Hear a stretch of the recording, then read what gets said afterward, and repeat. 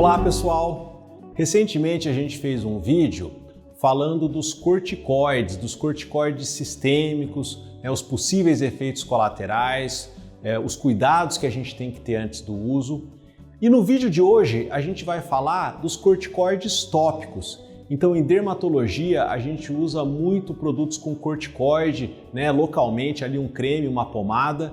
E os cuidados, as precauções que a gente tem que ter com esse tipo de medicamento são diferentes dos corticoides sistêmicos, que são aqueles que são utilizados por via oral ou, por exemplo, por injeção.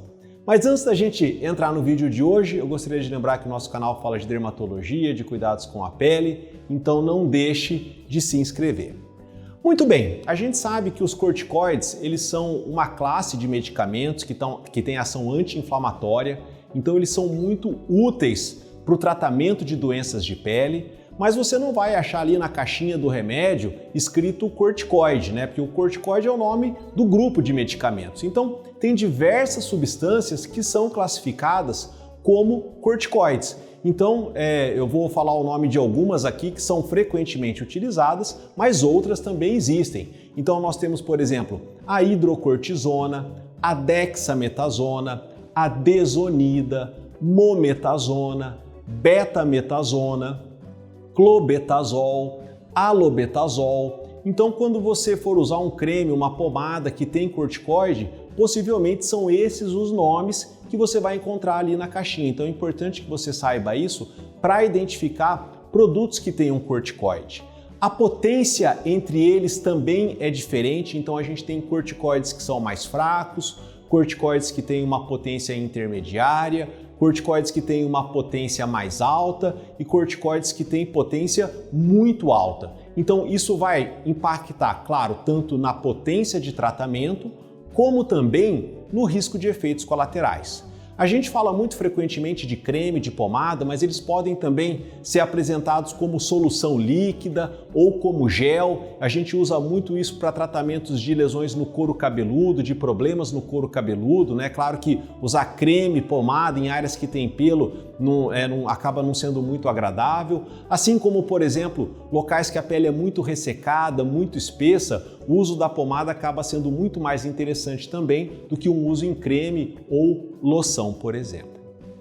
Primeiro ponto muito importante agora falando de cuidados e efeitos colaterais. Muitas pessoas às vezes recebem uma prescrição de um corticoide tópico e acabam não querendo usar por medo dos efeitos colaterais, principalmente aqueles efeitos colaterais associados com os corticoides sistêmicos.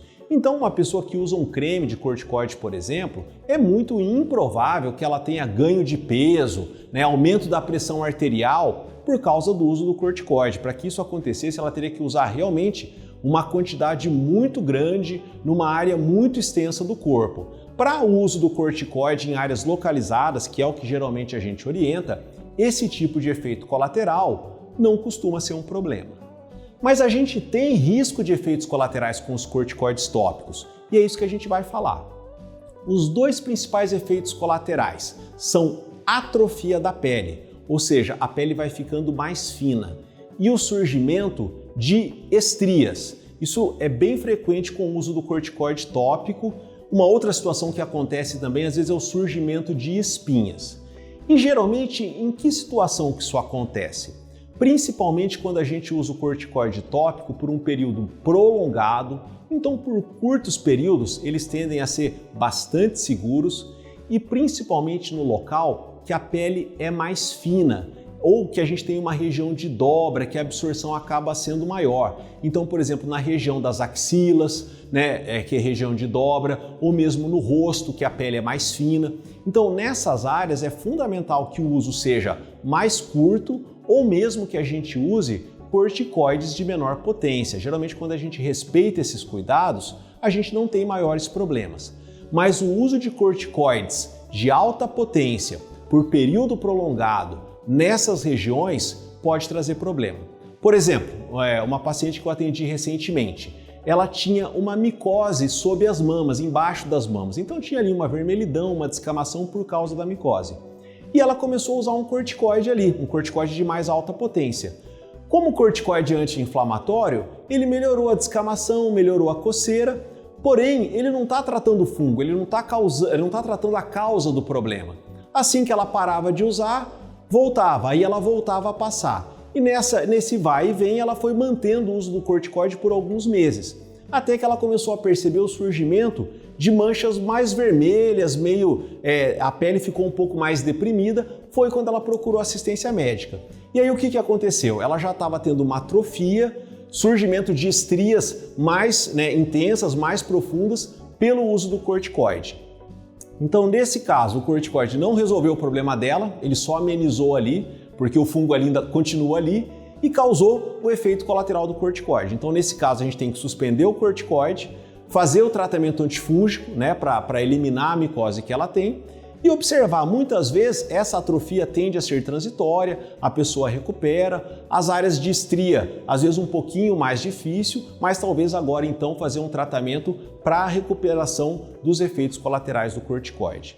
Então, por isso que é muito importante, como eles são vendidos com facilidade, a pessoa compra sem receita, a gente tem em casa, muitas vezes esse efeito anti-inflamatório, ele causa uma melhora, às vezes até rápida do sintoma, eles muitas vezes acabam sendo usados de maneira indiscriminada. Então, isso que a gente tem que ter muito cuidado. Claro, para situações pontuais, uma irritação, uma alergia, um uso um curto período, principalmente um corticoide de potência menor, a gente não deve ter problema. Mas para usos mais prolongados é fundamental que você seja acompanhado, que você tenha um diagnóstico. Então realmente tem situações que a pessoa vai ter que usar o corticoide por um período mais prolongado. Mas aí o seu dermatologista ele vai te acompanhando. A gente pode às vezes diminuir a frequência de aplicação, isso minimiza muito o risco de efeito colateral. Tem áreas que a gente fica mais tranquilo, então claro, um paciente que tem um problema na sola do pé, que a pele é muito espessa, o risco de ter efeito colateral nessa área também é muito menor. Então, avaliando o risco, o tipo de corticoide, o diagnóstico, outros tratamentos que a gente pode usar associado para que o corticoide seja usado na menor quantidade possível, tudo isso minimiza os possíveis efeitos colaterais. É isso, pessoal. Nos vemos no próximo vídeo.